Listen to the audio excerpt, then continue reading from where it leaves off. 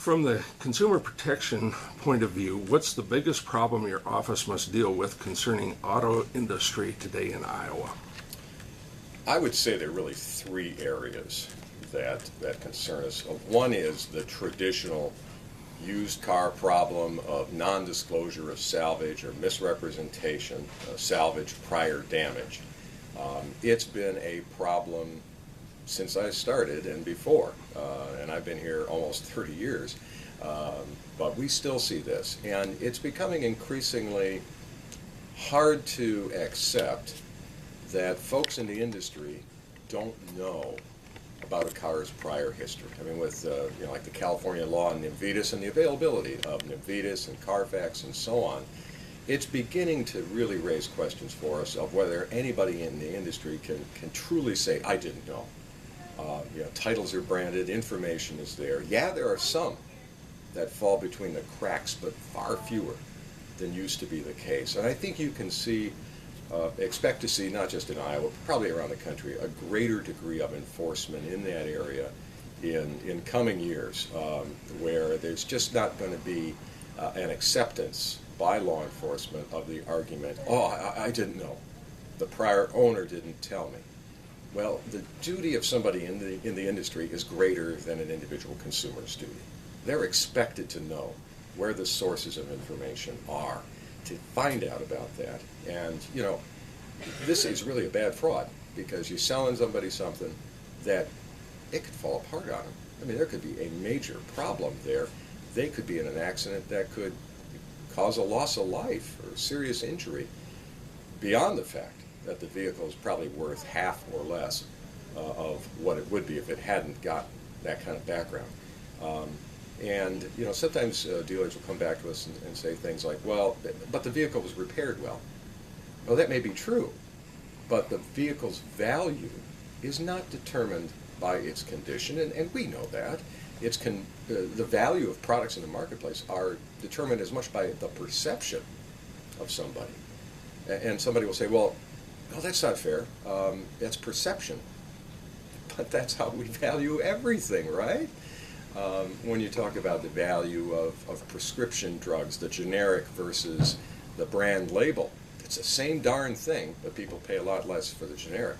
So perception is part of the free enterprise system. It's part of the marketplace. So that's a concern. Another concern we see, and this relates primarily to new car dealers selling their used inventory, but we are really going to be aggressive dealing with these scratch-off mailers that make it look like everybody has won something. Under Iowa law, you can't have a promotion like that where everybody looks to be the winner. We have got a law called the Prize Promotion Statute, and it says that if you've got a contest where all or nearly all of the contestants win, and it's really an artifice, it's something designed to just bring people into the dealership, it's not a real contest, that it's unlawful. That's unlawful. It's a violation of the consumer fraud law. That means if you do that, and you are found liable for violating the consumer fraud law, your dealer license can be taken by DOT. That's a reason for revocation. This is serious stuff. And the Attorney General's office can seek civil penalties up to $40,000 a violation, attorney fees and costs.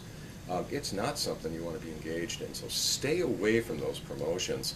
And equally as troublesome to us, and part of those kinds of promotions, are these outside sales crews that primarily, again, the new car dealers are bringing in to sell their used car inventory. But we've seen it with some larger used car dealers too. That's illegal, okay? In Iowa, you can only have your employees interacting with consumers about a car purchase. You cannot have someone who is not your employee. Now, employee means you've got them on your payroll. You've got them listed on your list of salespeople.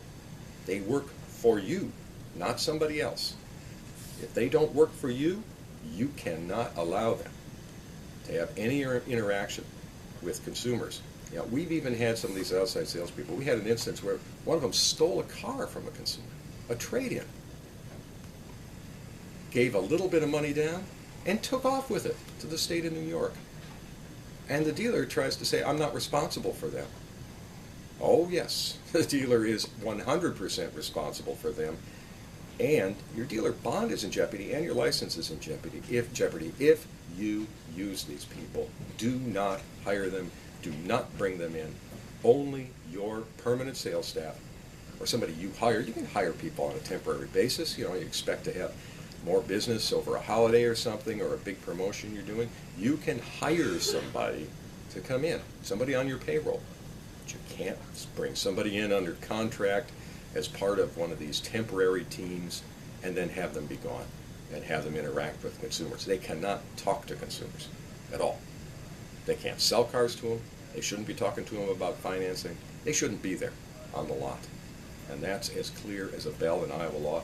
We are going to be more aggressive. We are preparing letters. By the time you see this, it probably will have gone to every dealer that we are aware has done this since the beginning of 2010.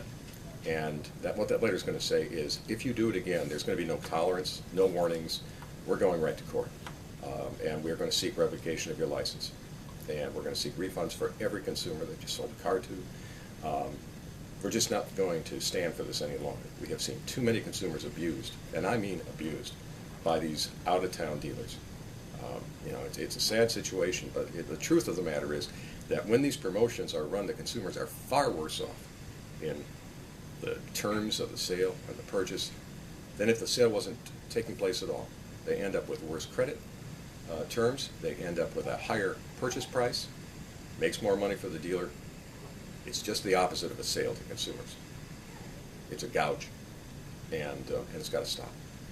And I think a third thing is just some of the credit issues that we're going to talk about in a moment. But just a preface on that there continue to be dealers in Iowa that are charging fees that they are not including in the interest rate, fees that may not be permitted in Iowa, and these are mostly in relation to buy here, pay here's.